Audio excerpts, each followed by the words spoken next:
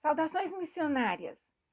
Estamos realizando uma série de entrevistas com o propósito de conhecermos melhor os missionários tessalônicos, bem como o trabalho que eles vêm desenvolvendo nos campos.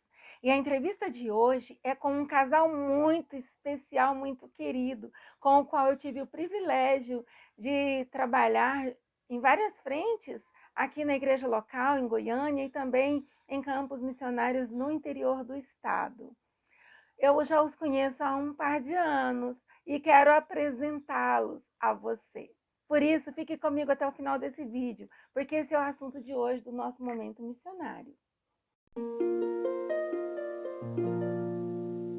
Os missionários Paul e Vivian são membros da Igreja Tessalônica desde o início desse ministério. E atualmente eles estão servindo ao Senhor em Moçambique, na África. E é para lá que nós vamos no momento. Saudações missionárias, Paul e Vivian. Que prazer recebê-los aqui em nosso momento missionário. Obrigada por atender ao meu convite. Olá, Lúcia. Saudações missionárias a todos vocês. Olá, graça e paz. Saudações missionárias para você também, Lúcia, para todos aqueles que estão nos assistindo. É um prazer estar aqui. Tive o privilégio de conhecê-los em um curso de preparo missionário. E, Paul, Vivian, nós sabemos que a obra missionária é tarefa de todo cristão, mas entendemos também que nem todos são convocados para irem fisicamente. Como foi a vocação missionária de vocês? Deus falou com vocês, falou com os dois? Vocês já estavam casados, estavam solteiros? Como foi? Conte-nos. Bom, o chamado missionário começou comigo. Eu me converti em 1993 e nesse período na igreja só se falava de missões, que o coração de Deus pulsava missões. Nós tínhamos dentro da igreja o Ministério de Missões. Dentro do ministério havia várias equipes missionárias e o meu desejo era entrar para essas equipes. Elas iam, davam suporte aos campos que já existiam ou ia abrir novos campos. E nós já tínhamos um campo aqui em Moçambique. Esse campo era liderado pelo pastor Neto. Quando ele ia para o Brasil, ele falava de Moçambique de uma maneira muito apaixonada e meu coração começou a queimar com Moçambique.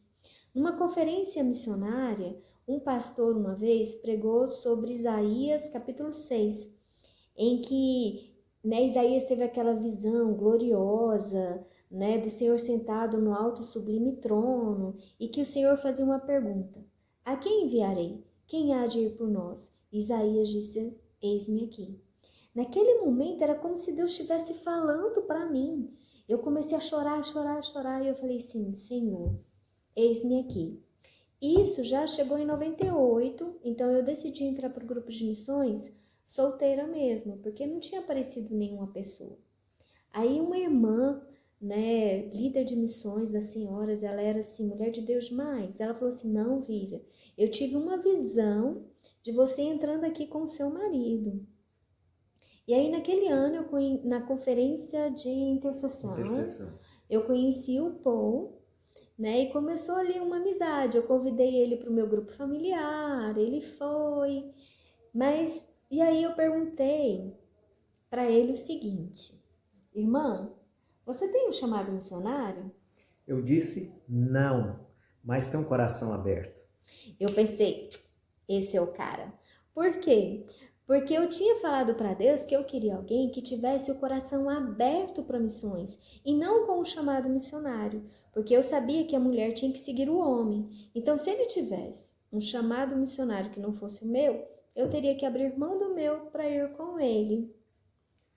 Então, a nossa amizade foi crescendo, Lúcia.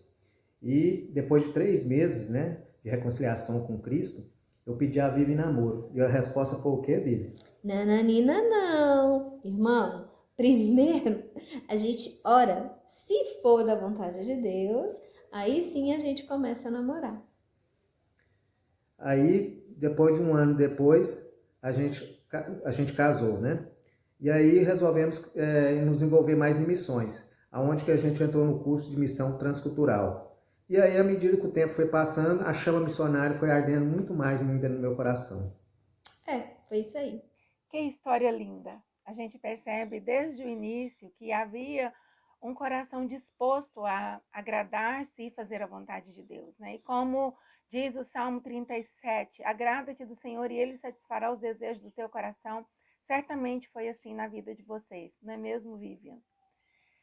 Bem, como foi a experiência de preparo de vocês, desde a sua vocação até quando finalmente vocês foram para o campo missionário transcultural? Bom, Lúcia, o nosso preparo começou no curso transcultural de missões, que fazia parte da igreja na época. E devido a alguma circunstância, a gente sai da igreja e começamos a frequentar a Tessalônica. E na época estava iniciando também a Tessalônica. Nós saímos ainda, né, como parte desse ministério, e aí esse ministério se tornou Tessalônica e continuamos com ele. Nos envolvemos com algumas coisas, com a liderança dos jovens no início, jovens casais, aliás, e depois entramos para o grupo de teatro, que até você era líder do grupo de teatro, né? Depois, mais para frente, você passou para mim e nós resolvemos com o grupo de teatro, dar suporte para os campos missionários, visitar os campos missionários, que era algo que eu sempre queria fazer na época, né? Quando eu era da Luz para os Povos e que não fiz. E isso, para mim, foi muito joia, tanto para mim quanto para o Paul. Teve alguns que ele não pôde ir por causa do trabalho, né? Que a gente fazia isso aos finais de semana e ele trabalhava nos finais de semana. E também, né, a igreja começou um projeto de dar suporte em Moçambique, num dos nossos campos missionários, né? E o pastor montou 2 equipes, eu liderava uma e você outra, que era um trabalho com crianças. E eu vi nisso tudo Deus já nos preparando para um trabalho com criança, tanto no Gamin, né, nas EBFs da vida, que eram muito boas, né? Nós duas sempre juntas ali trabalhando. O Paul não podia por causa do trabalho, como o meu trabalho era mais flexível, eu ficava, né, te ajudando. E eu vi nisso tudo, Deus nos preparando para, né, essa obra aqui. Porque eu sempre tinha sonhos. Eu sonhava com um lugar em que eu pregava, né? Eu pregava para pessoas sentadas no chão e a gente estava em círculo ali e eu ensinava essas pessoas e as árvores eram pequenas, baixinhas e eu fiquei assim pensando que era o final dos tempos e que a igreja ia ser perseguida e que a gente tinha que ir para algum lugar, mas não. Aí chegou em 2015, no início de 2015, nós tivemos, não sei se foi um culto de missões, acho que foi um culto de missões, eu não me lembro bem. O pastor, ou foi no ano anterior, mas eu acho que foi no ano 2015 mesmo. O pastor Carlos Régios manda um vídeo para a igreja, todos os pastores mandaram, do projeto que ele estava começando aqui. Um projeto com trabalho com crianças na época, só começou com crianças na época, e ele manda as fotos do lugar. Quando o pastor passou isso no culto, esse vídeo, ele passou de manhã e estava muito clara a igreja, não deu para eu ver. No final tinha foto a mim e do Paul, ele falando pra gente, convidando a gente para ajudar eles no trabalho, ele e a Nicinha. Aí quando eu não consegui ver, dei o pendrive pro menino lá do Data Show e ele passou para mim no meu pendrive. Quando eu cheguei em casa eu fui ver. Quando eu vejo as imagens do local, gente, eu comecei a chorar, porque era aqueles sonhos que eu tinha. Eu vi esse lugar no sonho, sabe? E eu comecei a chorar, e falando assim, nossa, esse é o lugar que eu me via pregando, né? E ensinando aquelas árvores baixinhas, a gente sentado no chão, da mesma maneira. Aí foi aí que no final de 2015, final de 2015, a gente veio aqui para Moçambique, né, espiar a terra, né, conhecer a terra antes de ter uma certeza do nosso chamado, né, do nosso envio. Então, a gente veio em 2015, confessamos, né, que tivemos um choque, um pequeno choque, devido a algumas coisas, mas a alegria das crianças, a alegria do povo aqui, né, ao nos receber, nos contagiou de maneira que a gente teve a certeza que aqui é o nosso lugar. Foi isso aí. Que bênção! Chegar a um campo missionário e ter a certeza de que está no lugar certo, onde Deus planejou que você estivesse. Quando vocês chegaram em Moçambique, que tipo de projeto vocês têm desenvolvido aí? Bom, viemos para Moçambique no final de novembro de 2018. E em 2019 começamos a ajudar no trabalho da missão. E como eu sou designado para a parte do esporte, comecei a trabalhar com o meu projeto, né, no espaço que também foi designado para o esporte, dividindo lá no basquete, voleibol e futebol. Eu comecei com o discipulado com as crianças e aí vi a necessidade de ter que ensinar eles a ler, porque a maioria das crianças não sabiam ler nem escrever. Isso crianças que já estavam na quinta até 10ª classe sem saber ler. Então, como que ensinar a Bíblia para eles, passar versículos para eles decorarem em casa, se eles não sabiam ler? Então, conversei com o pastor Carlos, a Nicinha, falei para eles que iria começar as aulas de alfabetização, ele achou joia, isso em 2019. Aí, em 2020, estava muito difícil, a turma estava muito grande, pedi para a Nicinha, ela começou a me ajudar, mas aí logo veio a pandemia, nós tivemos que parar com os trabalhos e recomeçamos no final do ano, já em outubro, tanto o discipulado quanto a alfabetização. Aí depois nós fomos para o Brasil, né? E quando voltamos, recomeçamos o discipulado e também as aulas. O discipulado eu fico com as meninas de 10 a 14, 15 anos e o Paul com os meninos de 10 a 13 anos. de 10 a 13 anos. Ufa, é muita coisa a ser feita, né? E com certeza vocês têm trabalhado muito. Mas quais são os principais desafios que vocês têm enfrentado aí? E quais são as perspectivas, as expectativas para o trabalho no futuro? Bom, Lúcia, meu maior desafio hoje é superar alguns problemas relacionados à saúde. Isso tem me limitado um pouco. Para mim também, um dos grandes problemas é na área da saúde. Eu tenho tido malárias constantes, um mês sim, um mês não. E só para ver, nesse último mês, intercalado entre um mês e o outro, eu tive 3 malárias consecutivas. Então isso é muito difícil, abala muito o emocional, o físico da gente.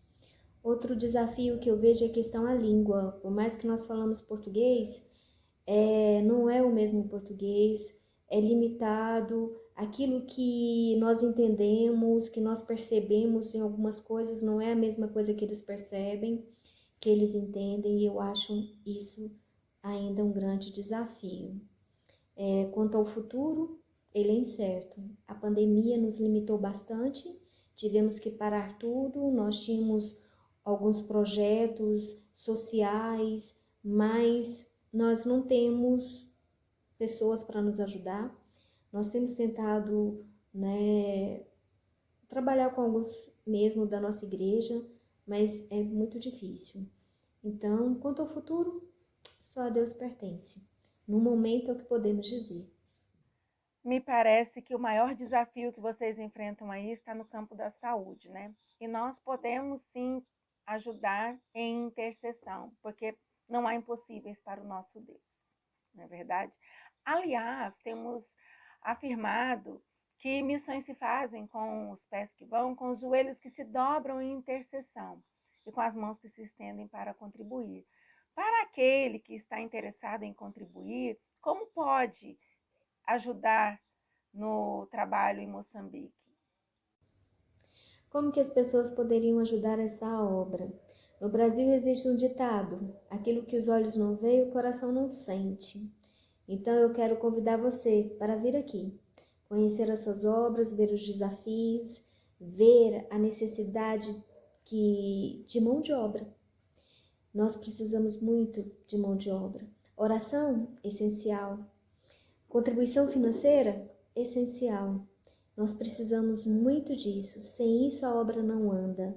Você que segura a corda, faz parte dessa obra, faz parte desse ministério, faz parte de tudo o que acontece aqui. Mas eu quero te desafiar a vir. Amém? Amém. Por isso, ore por nós. Isso nos dá força. Contribua financeiramente e venha nos visitar e receba um abraço caloroso de gratidão de cada criança. E o nosso também, né? Eu e meu esposo temos desejado ansiosamente atender a esse convite e temos orado para que, no momento que Deus decidir, que é o tempo certo, nós possamos estar aí com vocês em Moçambique. Para encerrar essa entrevista, eu gostaria de pedir que vocês deixem uma mensagem para nós. A mensagem que eu quero deixar para vocês é uma mensagem de gratidão. É deixar o meu muito obrigada, deixar o nosso muito obrigado por tudo que vocês têm feito por nós, por estar firme aí, segurando essa corda, por abrir mão de mimos para contribuir financeiramente com essa obra. Vocês não sabem o quanto isso é importante, o quanto a oração de vocês é importante. Nós podemos sentir essa oração aqui. Muito obrigada por tudo, mas eu quero convocar você para que você se envolva mais, para que você possa dizer sim para o Senhor, porque Ele ainda continua dizendo: a quem enviarei? Quem há de ir por nós? Que você possa dizer sim para o Senhor, porque eu creio, eu acredito que nós somos a última geração que vamos ver a volta do Filho do Homem, e nós temos visto o mundo se fechando cada vez mais para o Evangelho, as pessoas não crendo mais. É tempo da igreja se levantar, é tempo de você se levantar para pregar o Evangelho, se envolver com o reino, porque é isso que vai ficar para a eternidade. Lembra que Jesus falou: não acumuleis tesouros na terra, onde a traça e a ferrugem corrói, mas acumulai tesouros no céu, porque é lá que você vai desfrutar de todas as coisas. Então você que tem um chamado e parou no tempo, é hora de você se levantar e dizer: eis-me aqui, Senhor, envia-me a mim. Amém? Amém. Por isso que disse Jesus, olhando para a seara. A seara é grande e poucos são os trabalhadores. Orem para que o Senhor da seara mande trabalhadores para a sua seara. E isso, a gente ora por você. Para que você se disponha a ouvir o ídio do Senhor. Amém? Maitabassa Maningue, muito obrigada por tudo. Que Deus te abençoe poderosamente. Estamos juntos. Ao nosso coração aí para você. Fica na paz. Beijo no coração. Tchau. Que bênção poder ver e ouvir vocês, Vivian, Paul. Obrigada, muito obrigada por atender a esse convite. Palavras sábias, palavras do nosso Senhor Jesus. E que nós possamos, sim, rogar ao Senhor da Seara para que Ele envie trabalhadores para a sua Seara, mas que estejamos também dispostos a sermos nós mesmos a resposta a essa intercessão. Que Deus abençoe sua vida, que Deus abençoe o ministério de vocês, Paul, Vivi, que Deus abençoe a igreja moçambicana e que a graça do Senhor seja com você, que nos assiste em nosso momento missionário. Se você ainda não o fez, eu quero te pedir, inscreva-se nesse canal, ative o sininho de notificações para você receber informação de novos vídeos postados. E também deixe os seus comentários, isso enriquece o nosso trabalho. Porque missões se fazem com os pés que vão, com os joelhos que se dobram em intercessão e com as mãos que se estendem para contribuir. Que Deus abençoe sua vida, em nome de Jesus.